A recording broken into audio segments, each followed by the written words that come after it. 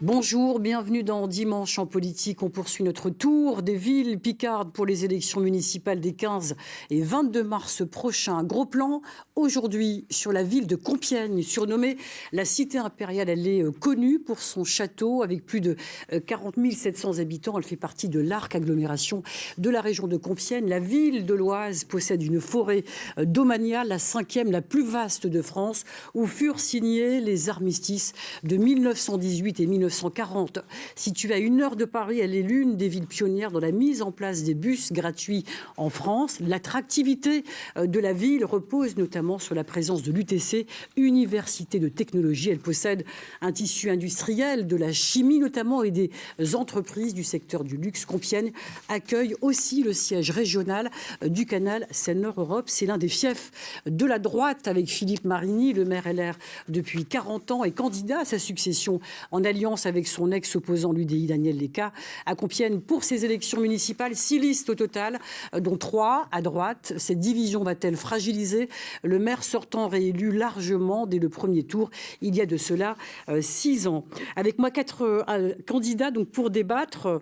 Sophie Schwartz, bonjour. Bonjour. Alors vous avez 46 ans, vous êtes candidat d'hiver droit, vous étiez adjointe de Philippe Marigny durant 2 mandats. Face à vous, Claire Reboisson, bonjour. Bonjour. Alors vous avez 36 ans, vous êtes candidate du Parti socialiste à la tête d'une liste de la gauche et des écologistes. Christian Jasco, bonjour. Bonjour. 64 ans, vous êtes candidat du Rassemblement national. Et enfin, un candidat de lutte ouvrière qui se présente également à Compiègne. Jean-Marc Isquin, bonjour. Bonjour. Vous avez 69 ans. Merci à vous 4 d'avoir accepté de débattre. Et pour être complet, je précise que le maire LR sortant, Philippe Marigny, a refusé de participer à ce débat, ainsi qu'Éric Ducrot, candidat d'hiver droite. On commence par l'attractivité économique. Compiègne, est-ce une ville qui attire ou qui décroche? La question est de continuer à créer de l'activité et de savoir quel modèle économique la ville de l'Oise veut défendre pour ce futur mandat. Sophie Schwartz, on va regarder ce chiffre qui est celui du taux de chômage à Compiègne. Il est de 7,8%. Il est donc dans la moyenne nationale. C'est un bilan du maire, donc vous étiez à ses côtés durant 2 mandats. Et en quoi votre candidature pourrait attirer de nouvelles entreprises? Il faut, comme vous l'avez rappelé en introduction, s'appuyer sur l'UTC, l'ESCOM. Nous avons de véritables talents sur notre territoire. Il faut savoir que nous avons eu des start-up et différentes entreprises qui ont fait la une de la presse internationale et nous n'avons pas su, nous, au niveau local, suffisamment promouvoir ces talents. Donc il faut être particulièrement vigilant pour éviter cette fuite des talents et leur permettre d'avoir justement toutes les conditions pour développer leur activité. Comment allez-vous faire? Alors, notamment en centre-ville, mais je crois que ce sera la suite de votre question, pour permettre justement d'avoir un écosystème qui leur permette de rester en cœur de ville. Alors, Claire Reboisson pour la gauche, socialiste et écologiste, donc quel secteur souhaitez-vous prioriser si vous êtes élu? C'est une très bonne question parce que justement, les secteurs à prioriser, on les connaît. Il y a une question, quand on s'intéresse à l'emploi, qu'il faut aller chercher, c'est comment on résout cette tension entre métiers en tension et offre de formation du territoire. Les secteurs que vous souhaitez prioriser, mais lesquels? De l'industrie, des services, de l'innovation? On les connaît, ce sont les métiers du transport, de la sécurité, de l'aide à la personne et des métiers administratifs. Ce sont des métiers qu'il faut prioriser et qui ne le sont pas actuellement. Alors avec vous, on va donc aborder aussi ces questions économiques. Christian Jasco pour le Rassemblement national, comment la mairie peut-elle mieux accompagner les entreprises, le monde industriel de l'agglomération et les PME?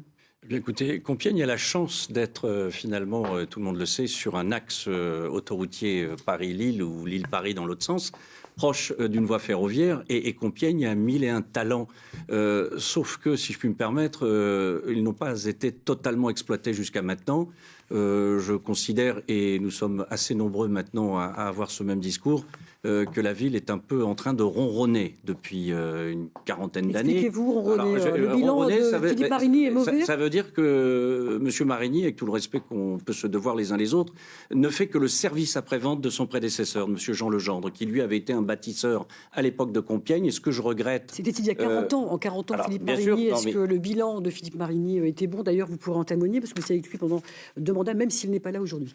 Je n'étais pas avec M. Oui, Marie. madame, Ah oui, à pardon. côté. Oui, merci. En ce qui me concerne, on peut constater effectivement que, vous parliez des bus Gration en introduction, c'est effectivement l'œuvre de Jean Legendre, l'UTC, c'est l'œuvre de Jean Legendre. Nous arrivons à la fin d'un cycle, il faut véritablement que Compiègne prenne conscience qu'il faut poursuivre cet essor et que là on a un système qui est à bout de souffle. Donc vous êtes plutôt en accord avec madame? Ah, Pour le complètement, jusqu'à maintenant, oui, bien sûr. Oui, oui, parce que d'abord, nous connaissons Compiègne. Moi, je suis né à Compiègne, vous l'avez rappelé tout à l'heure, il y a 64 ans. J'en connais, sans exagération aucune, ses moindres recoins. Et je l'ai vu évoluer depuis l'arrivée de M. Marigny en 1977, puisque vous dites 40 ans, mais 40 ans, sa qualité de maire, mais 50 ans, sa qualité d'élu.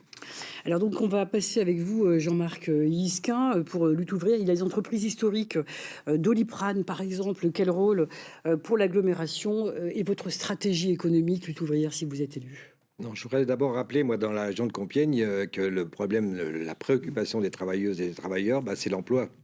Comme Continental, où j'ai travaillé, beaucoup d'entreprises ferment. Et je rappelle quand même qu'il n'y a pas très longtemps, il y a 15 jours, je crois, c'est la base d'Intermarché de Canly qui a jeté 200 travailleurs dehors.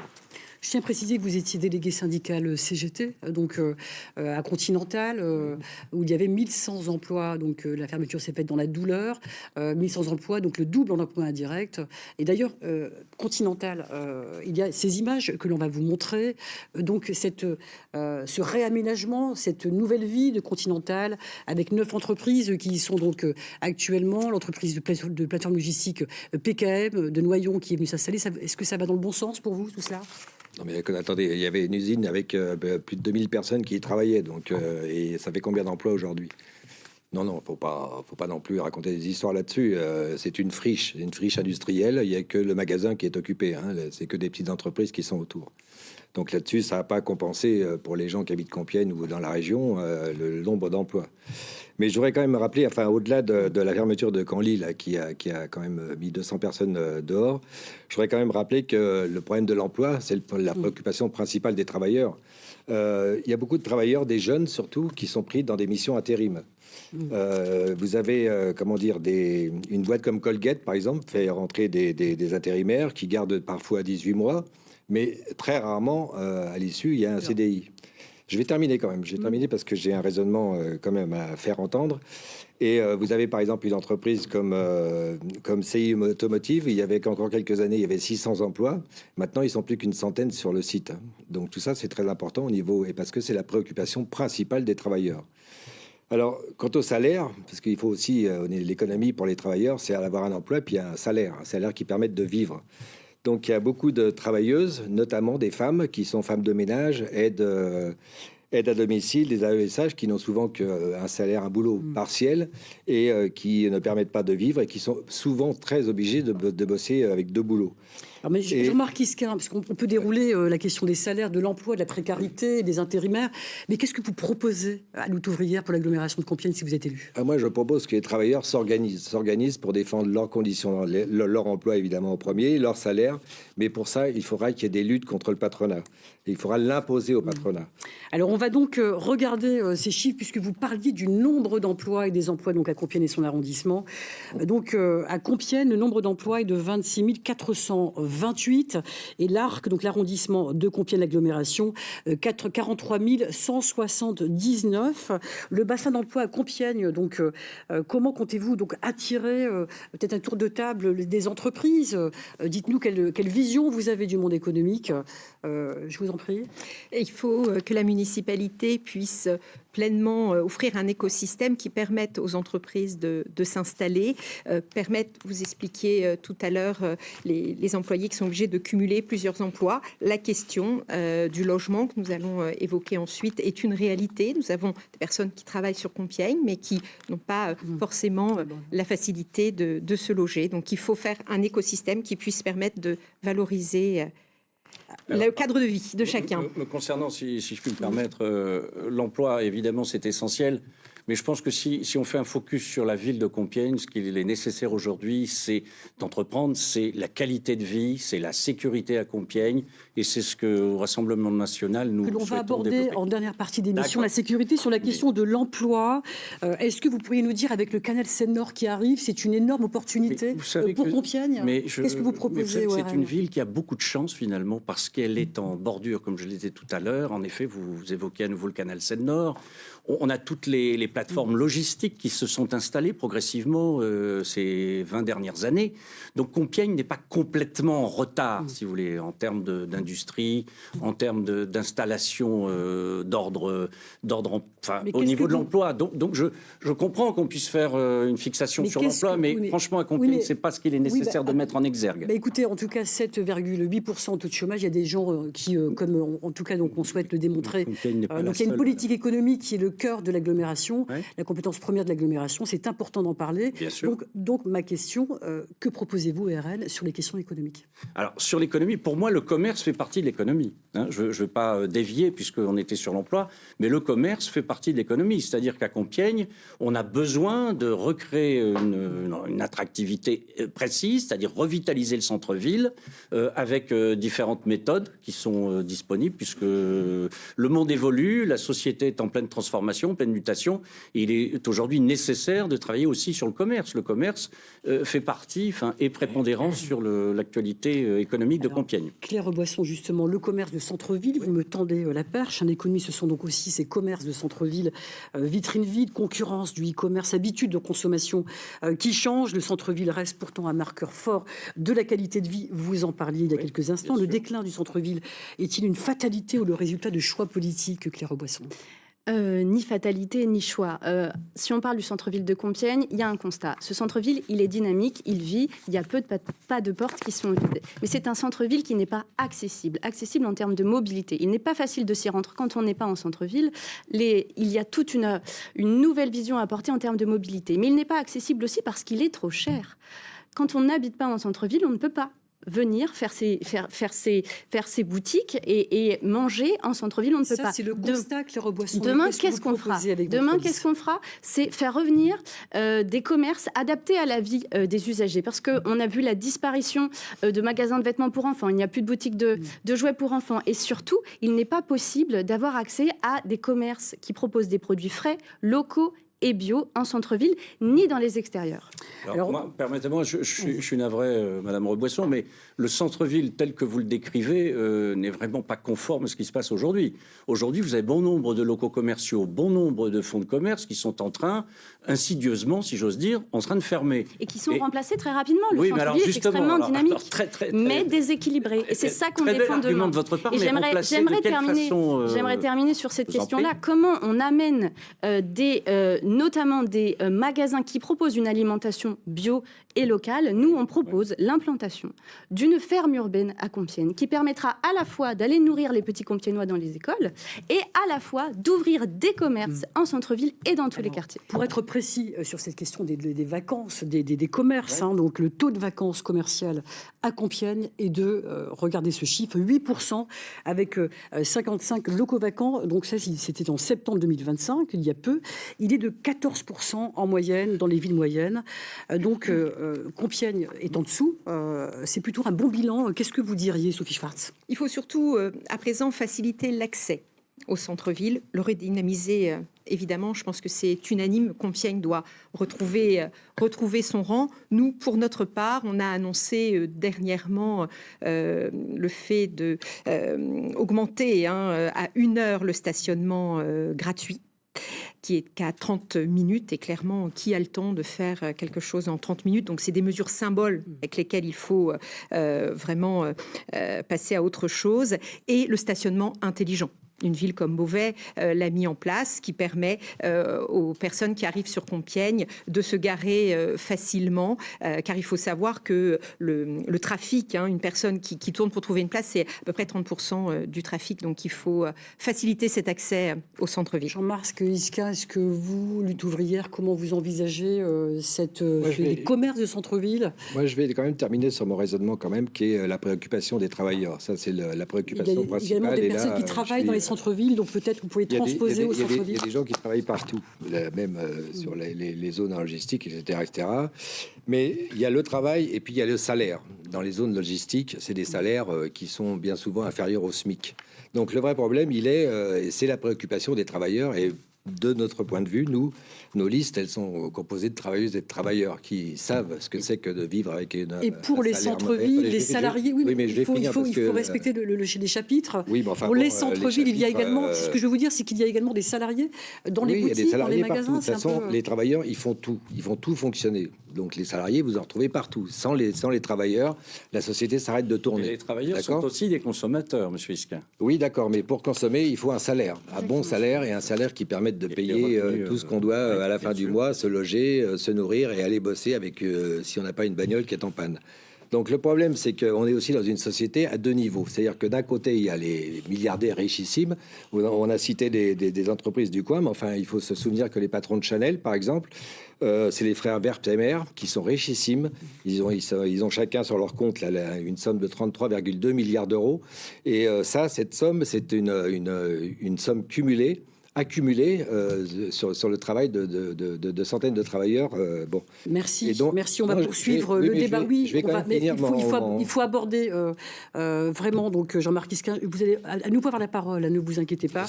Donc, la question du logement qui est tout aussi important, qui est une préoccupation majeure, on va dire, des Français, des Compiègnois. Comment garantir à Compiègne un logement à la fois accessible alors que les loyers augmente. Sophie Schwartz, est-ce difficile de se loger correctement à Compiègne ? Il faut remettre du bon sens et il est nécessaire que la prochaine municipalité se penche sur le logement intermédiaire.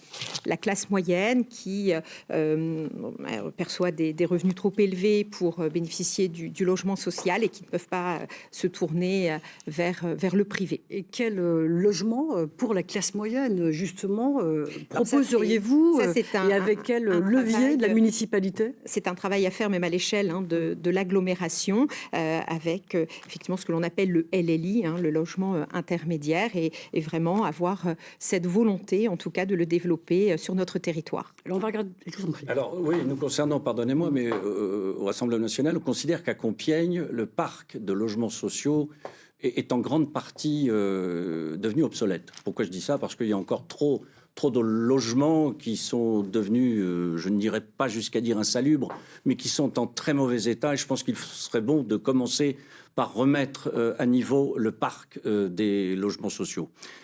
Tout comme il est important, de mon point de vue, et c'est partagé avec bon nombre des membres de ma liste, de regarder au niveau des foyers monoparentaux, parce que ce ne sont pas les plus, on parlait de démunis tout à l'heure, et vous avez raison, les travailleurs font partie de celles et ceux qui souffrent parfois pour finir le mois, on peut en convenir, mais les foyers monoparentaux ne sont pas très aidés à Compiègne. J'ai de bon nombre d'exemples, et je n'irai pas au-delà, parce que on se retrouve dans des situations où parfois les personnes qui sont dans difficulté n'arrivent pas à trouver le logement. Cette question du logement au Rassemblement national, donc vous évoquez une vétusté de ce que je crois comprendre, des logements, des bailleurs. Donc c'est avec eux que vous souhaiteriez envisager les choses pour la rénovation de ces logements, ou bien comment concrètement envisageriez-vous les choses ? Alors, si vous parlez de bailleurs, il y a les bailleurs d'un point de vue privé. Moi, j'évoquerais plutôt les bailleurs au niveau, par exemple, de l'OPAC,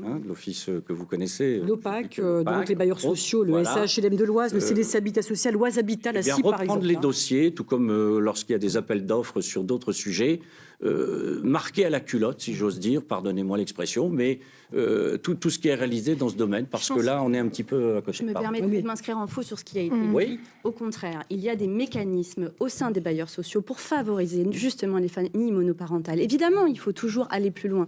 Mais la question, elle n'est pas là. Si vraiment on s'intéresse aux mécanismes de logement, il ne faut pas réfléchir en termes de classe, c'est pas possible, on réfléchit à l'ensemble des Compiègnois. La problématique du logement, nous, on le sait, ils nous l'ont dit, les Compiègnois, elle est prioritaire. L'emploi est très important, mais c'est le logement d'abord.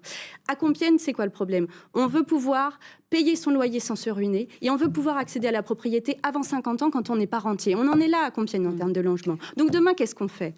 Quand on dirige la ville, on essaye d'avoir une vraie politique de médiation avec les bailleurs pour aller geler les loyers. Parce qu'une fois qu'on a payé son loyer, payé ses charges, on n'a plus rien pour finir le mois.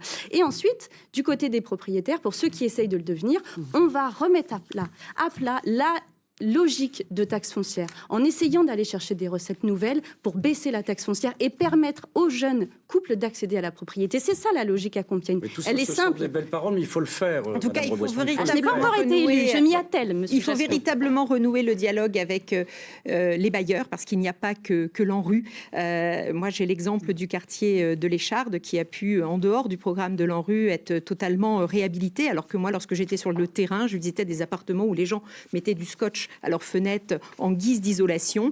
Il y a eu un travail remarquable qui a pu être fait grâce au dialogue, et donc il est important effectivement d'instaurer une médiation qui nous permette d'avancer, notamment sur le quartier de Pompidou. Un dernier mot, Jean-Marc Isca, Oui, sur la question des je logements. voudrais revenir sur le logement. De toute façon, le logement, c'est une crise du logement. Il n'y a pas assez de logements sociaux pour les gens. Donc là-dessus, c'est une chose. Maintenant, le vrai problème, c'est aussi le montant des loyers. Tout à fait. Moi, j'ai une amie qui est à ESH, elle paye 1086 € de loyer. Ça paye, c'est 900 € par mois. Alors, est-ce que vous Donc, agiriez vraiment, sur justement le levier, l'encadrement des loyers, si vous je vais êtes quand même élu, monsieur finir ce Isca? que j'ai à dire, parce que là, agir, c'est que les travailleurs qui peuvent agir. Hein, pas moi, tout seul, je ne ferai rien.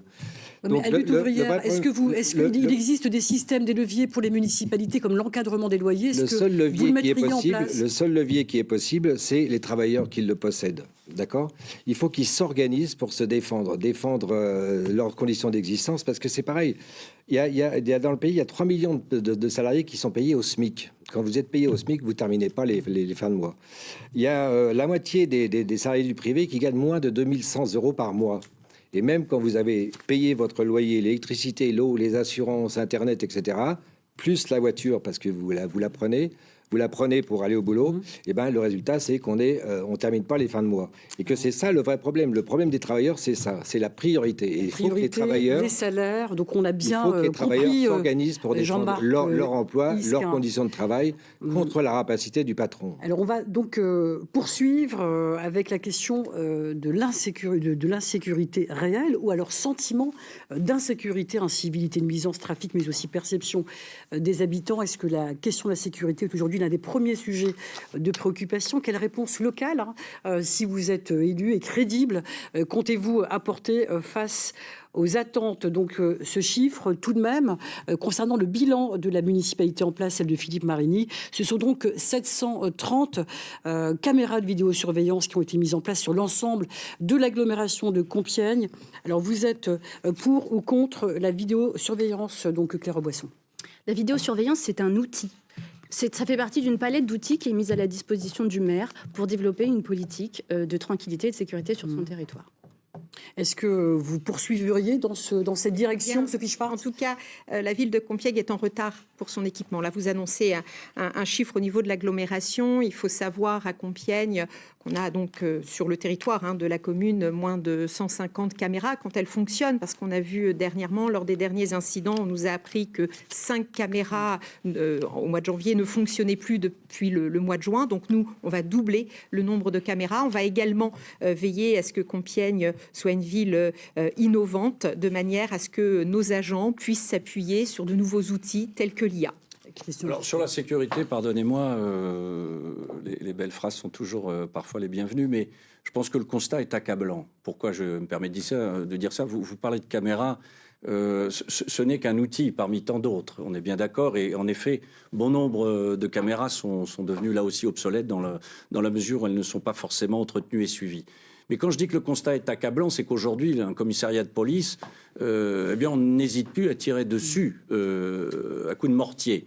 Les violences régulières, les tirs à balles réelles, quand on peut imaginer, ce qui est le cas, que monsieur le maire sortant se déplace dans certains quartiers avec un gilet pare-balles. C'est vous dire s'il a pris conscience, en tous les cas je ne peux que lui souhaiter, lui et son équipe, que oui, l'insécurité à Compiègne est devenue vraiment une priorité absolue, et nous, au Rassemblement National, vous le savez, c'est notre priorité. Claire Boisson, ou bien... Je veux bien la parole sur ce sujet-là.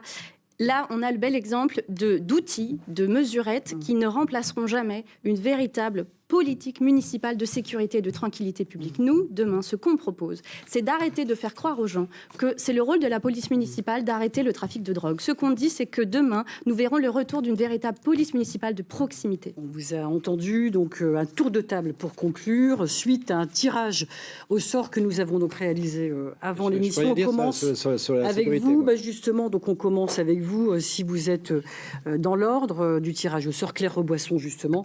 Si vous êtes élu maire, qu'allez-vous apporter aux habitants de Compiègne durant ce mandat ? C'est d'abord la confiance retrouvée en la politique, la possibilité de croire en la politique parce qu'on fait partie du processus décisionnaire au sein de la politique. Ça, c'est ce qu'on promet demain. Un souci de transparence, d'équité, le retour d'une ville plus juste, plus solidaire et plus transparente. Alors, Christian Gescou, vous arrivez en numéro 2. Oui, les promesses n'engagent que ceux qui y croient. Là-dessus, on est bien d'accord. Non, je dirais simplement que toutes les villes qui sont gérées par le Rassemblement national depuis 2014, si on prend uniquement l'avant-dernier mandat, eh bien, tous les maires ont été réélus, que ce soit à Hayange, en Moselle, que ce soit plus près de nous, Villers-Cotterêts. Et à chaque fois, si vous voulez, il y a une gestion en bon père de famille. Et voilà la façon dont nous voyons les choses pour Compiègne. C'est-à-dire qu'à un moment donné, il faut être dans l'ouverture, il faut en effet qu'il y ait une fluidité sur les échanges avec nos habitants. 30 secondes. Donc Sophie Schwartz, pour ce temps de parole pour conclure. Eh bien, notre ambition pour Compiègne, c'est remettre de l'ordre, de l'exemplarité, de la transparence, redonner à la ville toute la place qu'elle mérite, respecter chaque euro versé par le contribuable et surtout projeter Compiègne dans les 30 ans à venir. Jean-Marc Isquin, le mot de la fin pour vous ? Moi, je regrette de ne pas avoir pu parler de l'insécurité du travail surtout, qui est importante pour les travailleurs. Et puis surtout, ce qui est très important en ce moment, c'est aussi l'insécurité de la société, qui mène vers la guerre quand même, je voudrais dire. Et ça, c'est très important, parce que pour les travailleurs, ce qui est important, c'est la santé, le travail et puis la paix quand même. Donc là-dessus, moi je dis qu'évidemment, on a l'impression que le monde s'arrête de fonctionner. Donc il faut que les travailleurs prennent leur sort en main et conscience de leur force sociale. Et ce sera le mot de la fin. Donc l'émission se termine. Merci à vous d'avoir participé à ce débat, de l'avoir suivi. Très belle journée à vous.